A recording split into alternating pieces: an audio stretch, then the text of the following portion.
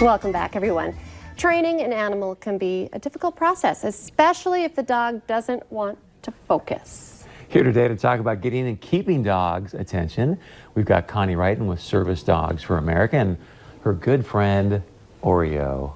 Welcome back to the show, Connie. It's good to see you. Thank you. Thanks for being here, Oreo. Happy Monday. Yeah. Tell us a little bit about Oreo before we get started. Okay, so Oreo is 3 years old. He was born at Service Dogs for America, and I've been with him since he was a puppy. So he and I are pretty close. I've done a lot of demonstrations with him. He's a full black lab, and he's being trained for mobility and for PTSD. And I was just mentioning, I'm always get a little nervous before I come on to the set here. And Oreo was leaning against me as we were waiting. So he was standing against me, leaning against me. And so that's some deep pressure therapy, that leaning against me, and that's a PTSD task. So has your nerves dissipated, or why is it now? Yeah. But if you'll notice, he's on my foot too. So he hasn't completely separated from me. That's a well-trained dog. Yeah. See, you don't have to be nervous because you really do know what you're doing. Yeah. And today you mentioned we want to talk about names, Right. nicknames, dogs knowing their names.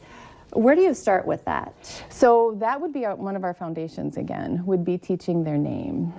Their name is an attention getter for them. It's like a light bulb that goes off in their head when they hear that.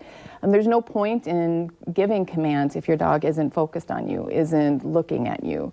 Just like with a kid, if you're blabbing at them and they're not even focused or listening to you, there's no point. You're not getting your point across at all.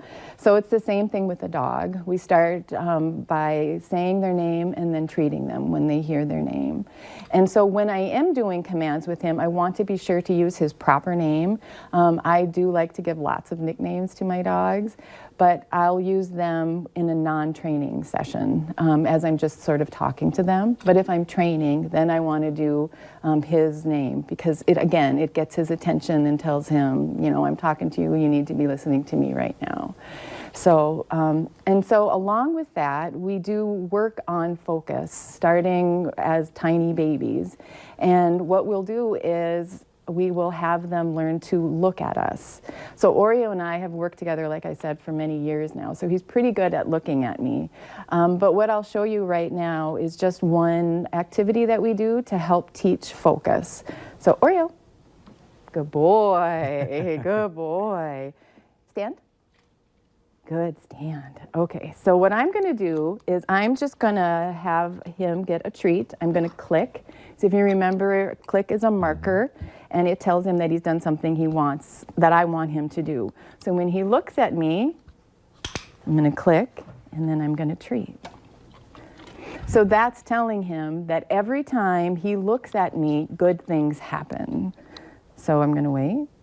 Good boy. And we start doing this when they're very young. We just click and treat for having them look at us. And I'm going to start adding some distractions when I do this activity with him.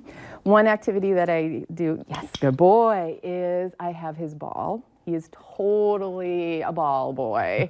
And so I'll hold the ball and then I'll tell him to look at me. And when we first started, I got like just a second, or not even a second, look at me.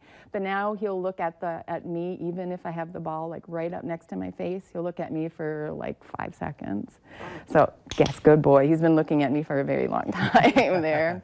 But as we do this activity too, I do extend the look at me. So at first, yes, good boy. I'm getting just maybe a 1 second look at me, but I want to extend the duration of that. And so I'll click after 3 or 4 seconds has passed. Okay, we're going to take a quick break and we're going to show a little bit more of this incredible focus right after this break. Okay, thank you.